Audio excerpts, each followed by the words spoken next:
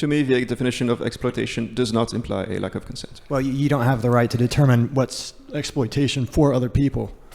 If I choose to do a really hard job because it's my only opportunity and I make good money, you don't have the right to tell me I can't do it.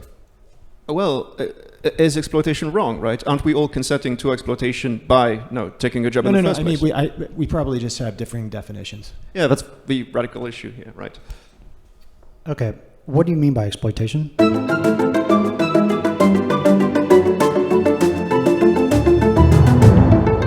All right, welcome to the Danube Institute. Today we're going to be doing some spectrum street epistemology with the claim surrogacy should be banned. But before we move, can someone define it? Go ahead. Sure, I can define it, yeah.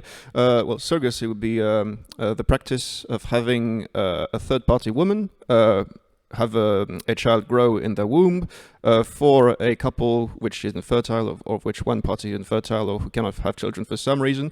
And at the end of pregnancy, this woman just gives over the newborn baby for usually monetary compensation. All right, great. Everyone got that? All right, here we go. 5, 4, 3, 2, 1, move.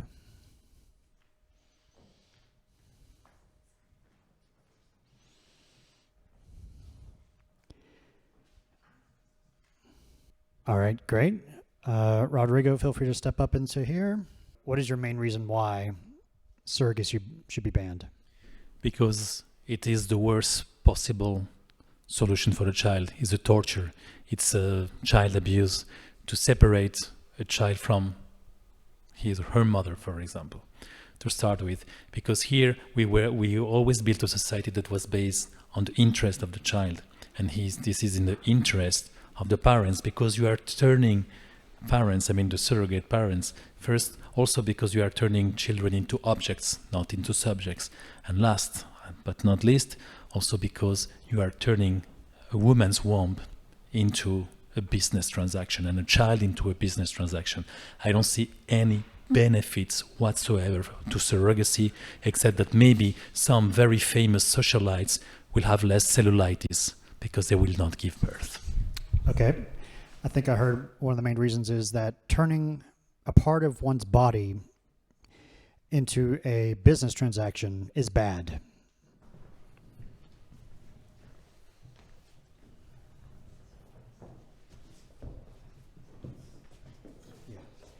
If a woman wants to rent her own womb for money, that is immoral. Go.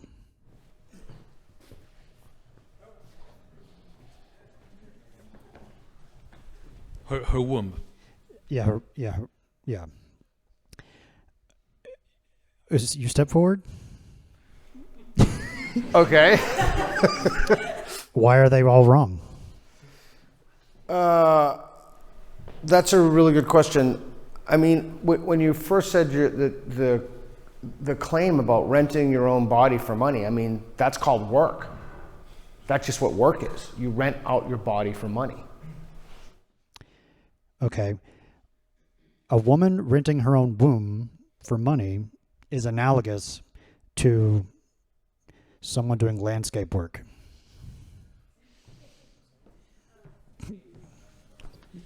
What sort of landscape work? Yeah, it's basically analogous. It's basically the same.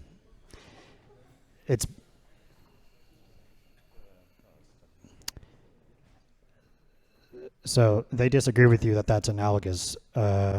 Make your case better that it's analogous? Well, I don't know about you, but I despise getting up in the morning, but I have to get up in the morning to work. I work pretty much around the clock. When I was a kid, my dad was a civil engineer, and when he was mad at me, he used to make me dig ditches. I literally dug ditches. And he told me that's why I need an education. And so there are a lot of people who do manual labor. I don't know if you've ever seen the videos of men that are exclusively 100% of the time, they're men. They're on oil rigs, and that is ghastly difficult work. It's insanely difficult work. So we often do things with our bodies that we really don't want to lend our bodies to these things. Like some people stay up nights, some people have grueling, physically demanding jobs. It's just it's a thing that you choose to do with your body, and there are various gradations of more intrusive and less intrusive. Okay, I The got it. analogy is the same, but one is just more intrusive. I'll have this claim. A man working on an oil rig is more dangerous than a woman being pregnant. Now or in the past? Now, current day, Reid, say again, please. a man working on an oil rig is more dangerous than a woman being pregnant for the woman. What country? In the United States or the UK, Where's the oil rig as well? in the Gulf of America. Well, Peter, does this say something about renting one's body? Yeah, it tells me that there's a moral valence to the question that everybody tuned into with the body that they don't tune into with the oil rig. Yeah. If a man is working on an oil rig, he's basically renting his body. Move. Can we Go. make the difference between your physical strength and your intellectual skills and your sexual reproductive capacities? We can do that, but But let's do this one first. yeah, let's do this one real quick. What was it? A man working on an oil rig is a form of renting one's body. can I ask for clarification though? Sure. Because if you look at it, everything we do in our life, reductio ad absurdum, is renting our body by that definition. But if you take body as something like selling a kidney, which I think renting out your womb is closer to selling a kidney than it is to working. I think he's going there. Is that, okay. I think he's Yeah, going yeah. there. Yeah, so But he's establishing. it should be legal to sell your own kidney. Move. Legal. Legal. Good. It's allowed legally. It should be legal to sell your own kidney. Okay, we have a split here. Either Calum or Rodrigo step forward. Peter, step forward. Just make your case real quick. I disagree with that. Well, I'll make the case. Yeah, Just make your cases real quick. Yeah, I strongly believe that people need dominion over their own body, and we all have sovereignty of our own body. We have sovereignty to various degrees. That just happens to be the highest degree. And so one may think that if they sell their own kidney, then they're going to get money that could take themselves out of immiserated existence. And so if you don't have sovereignty over your own body, I don't know what you have sovereignty over. My answer to that is a true story that I read 10, 12 years ago, which is that someone in China sold a kidney for the latest iPhone. But just to let you know that this is the latest iPhone then, which is the iPhone 5, which now is, you wouldn't sell a kidney for it. And the problem with that is people don't tend to sell their kidneys to survive. They sell it for status objects. And so, can I respond to that?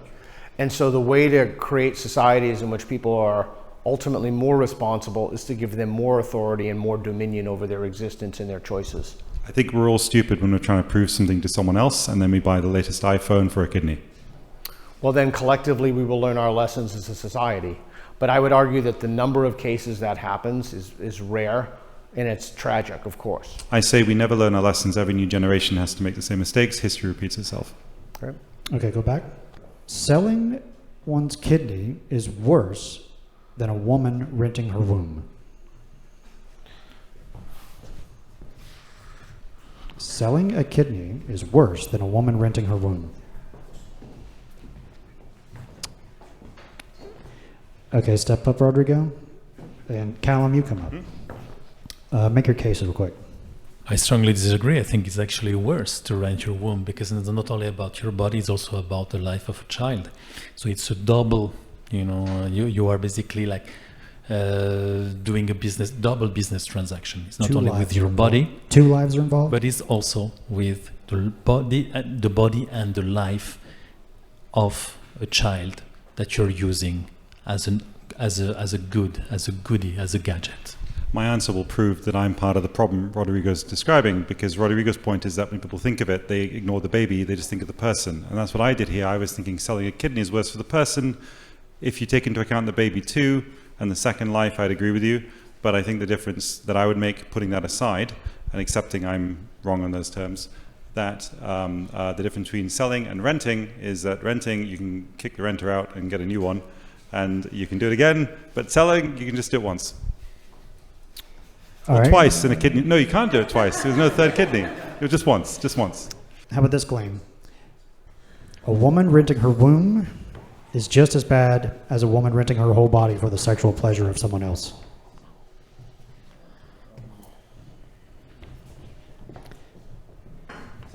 A woman renting her womb is just as bad as a woman renting her whole body for the sexual pleasure of someone else. Okay, how about this claim? Prostitution should be legal. Legally allowed, legal.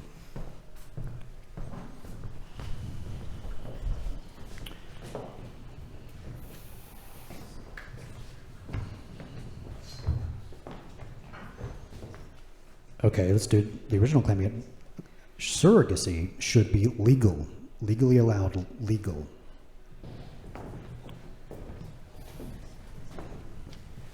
Hugo, want to step up? And Peter, come up. Make your case again. Let me get some fresh reasons. You want to go? Sure. It would devolve, and it does indeed devolve, in slavery of the poor for the sake of the, the middle class, like across the world, or the rich across the world. It would create a very great social ill where you would have, and I believe there do exist actually already, essentially farms where women like do this for a living. You could say it's their full-time job, like being on an oil rig, right? So that they make sure they're in the best possible environment so that they can grow a child and eventually give birth. But by virtue of the fact that it is possible, it will spread in the worst possible ways. So I'm sure it would even happen even if it was illegal, because illegal things happen all the time. But if it was indeed legal and with the full support of the law, all hell would break loose, and something that is monstrous would eventually become normalized. How would you summarize that in a single sentence? I was just going to ask, I'm not sure I understand that. So is the Attempt to idea do it. that if we allowed surrogacy, then it would become normalized and would have more women being surrogates? It would become an occupation. But that begs the question, because I don't think there's necessarily anything wrong with that. Like if that's an occupation for a woman. He said something about slavery. Well, perhaps a slavery, that's too strong. That's rooted in moral, as in this should not be an occupation in the same way that prostitution should not be an occupation. Morally, not out of real economic conditions. But that doesn't tell me why it shouldn't be an occupation. What's the problem with it? Yeah, sure. Well, it is exploitative rather than creating wealth. It's about essentially raising someone else's child in your womb, right? Well, that's a question of moral foundations, right? Okay, no. In and of itself, thing is with the liver question. I disagreed that surrogacy was worse than selling a kidney, much from the arguments made by Calum that renting your body, then it can be over. But you sell your kidney, it's done. But if it becomes widespread and a normalized occupation, then I do see that as an ill. I would not see that as an ill. I'd see that as a business. And I'd see that as a way for, surrogates, last time I looked, when I was writing a paper on this, they pay the women on average $100,000 to $150,000, and they have a contract with the woman. So it's a reasonable thing, and they usually pay accommodations and food for that time. So it's disanalogous to prostitution in terms of the total cost. But well, maybe that's what it is now, but supply and demand, eventually, if it does become an occupation, the prices will go down, very likely. I guess what I'm looking for is a reason that it's bad, and I really haven't heard any reasons that it's bad. So I've heard a reason that it could be normative. I've heard a reason that it could be, more people could start doing it. The Overton window could shift, and it could be more socially acceptable. But it's still not clear to me what's wrong with it. What is the reason that it's wrong? I've got some claims. A woman being a surrogate is exploitative to the woman.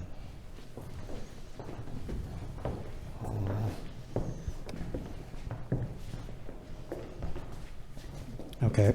A man working on an oil rig is exploitative to the man.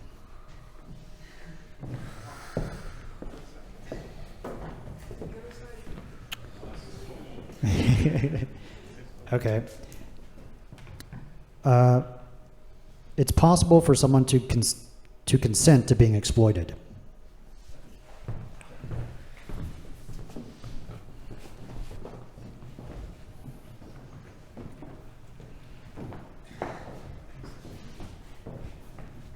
It's possible, seems like. Yeah, I'd like, can I, Hugo, you step forward.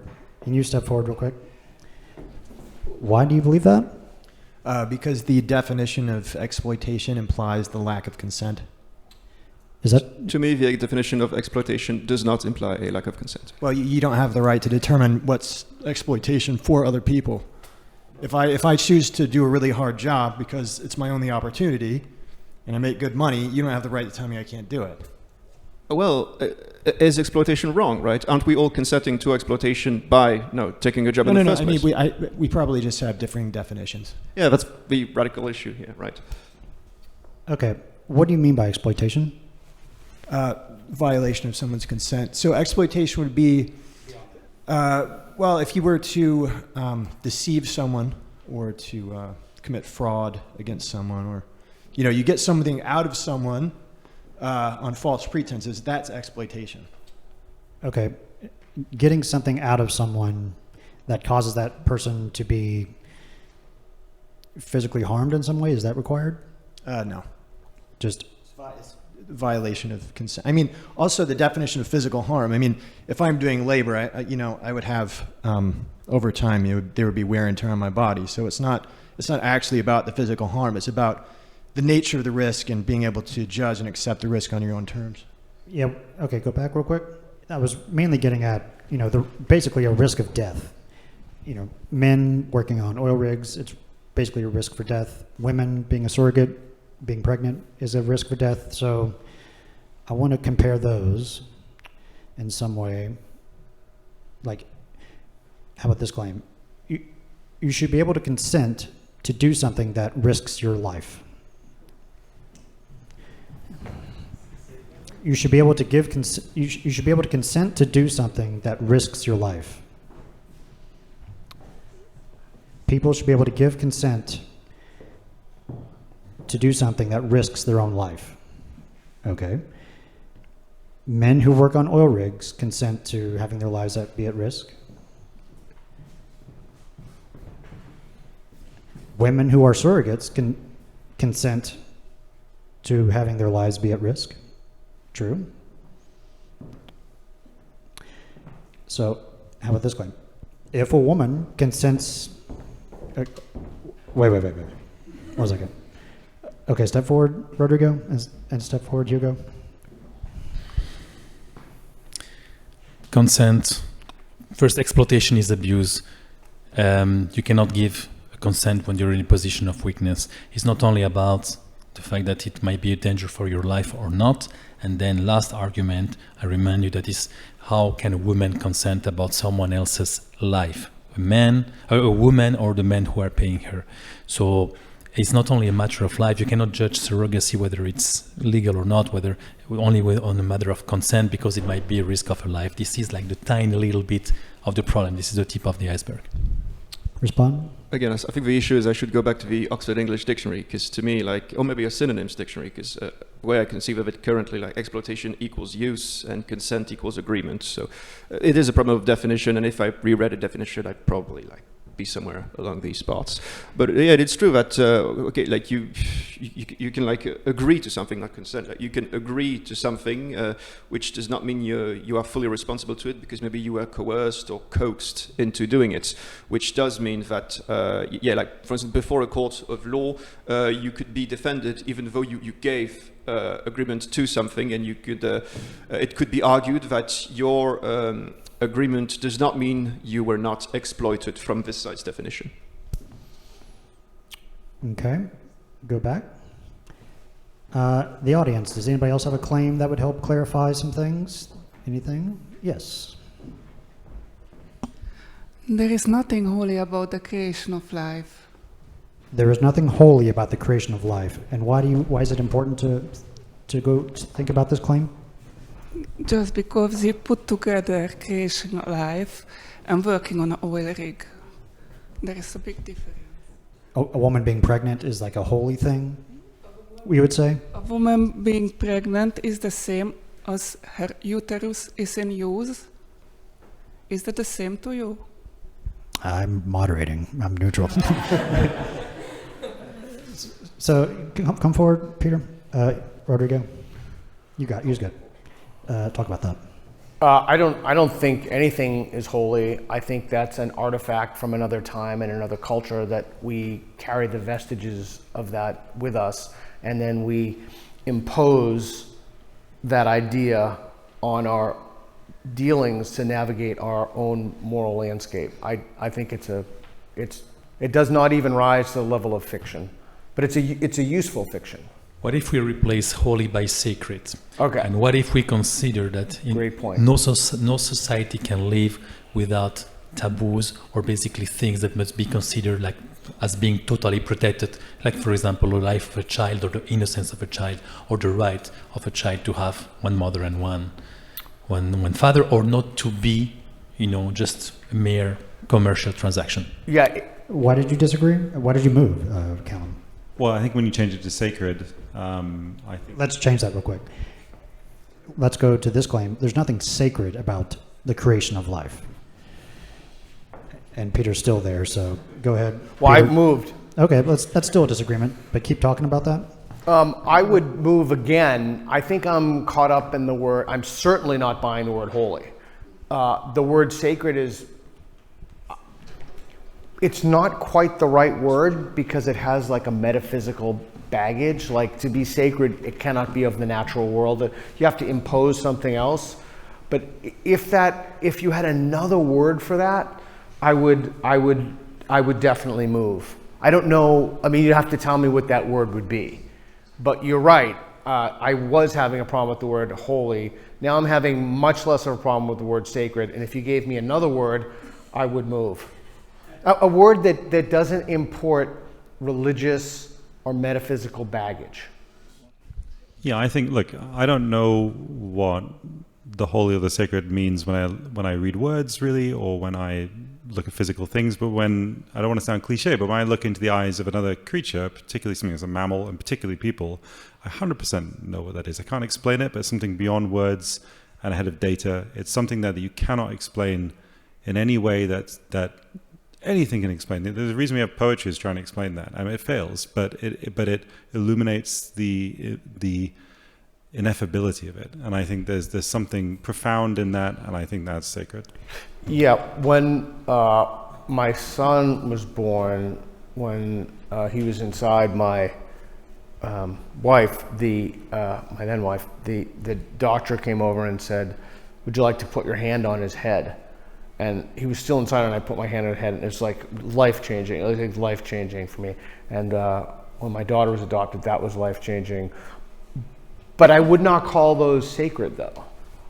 I would call those life-transforming. Like, I guess, I don't mean to be pedantic, but I'm just caught up in what the word would be. But I know what the word is not. But on this, it's not the very fixation on what the word would be. It's kind of to focus on the letter, not the spirit of the point.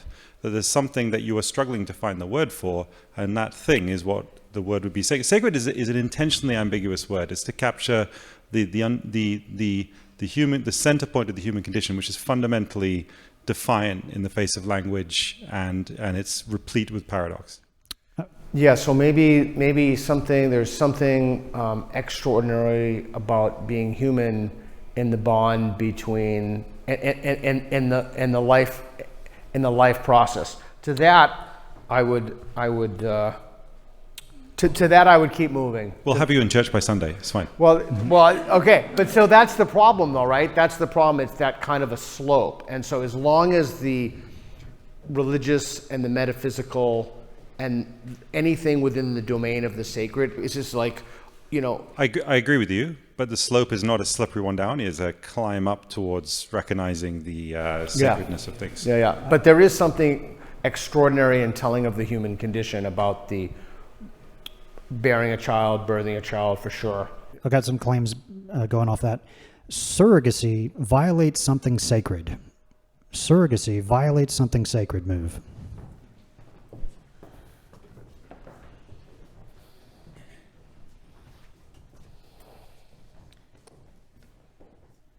If something violates something sacred, that should be illegal. Legal or illegal? Illegal, not legally allowed. If something violates something sacred, that should be illegal, not legally allowed.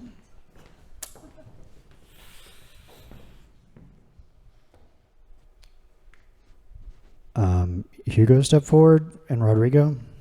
Well, it's a necessary but not sufficient condition for it to be forbidden, that it is sacred. Tradition must be re-examined. We're kind of going away from surrogacy. It's in absolute terms of sacred, that is to say, anthropological traditions should be re-examined and reappreciated when it comes to the new reality. So if we abstract this from the debate about surrogacy, I would say that just because something is sacred does not mean it should be illegal. Yeah, I'm not a theocrat. Let's not get lost in translation with words. We are not here for a semantic battle. I think we all understand what we mean by sacred. It doesn't need to be like a religious dogma, but basically we're referring to some social taboos that every society has. Should those social taboos be legally protected, hence prohibited, legally prohibited? The answer is yes. The question is whether in today's Western world we consider the life of a child like a sacred good or not. Let's not enter into some other debate like abortion, but I do very, very much believe that to turn a baby into a good, a commercial good, is something that goes against, let's say, our philosophical foundations that as such should be prohibited legally. Why'd you move, Peter? I bought the argument. Great. Okay, we're almost out of time. Everybody punch up at the neutral again. Everybody punch up at the neutral. And let's do the original claim one more time. See if anybody moved. So the original claim, surrogacy should be banned. Move.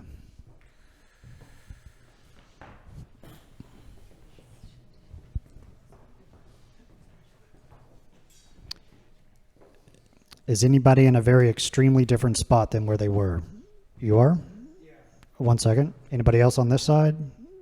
No? Okay, come forward real quick. Yeah, and why did you move? It was the consideration of the well-being of the child.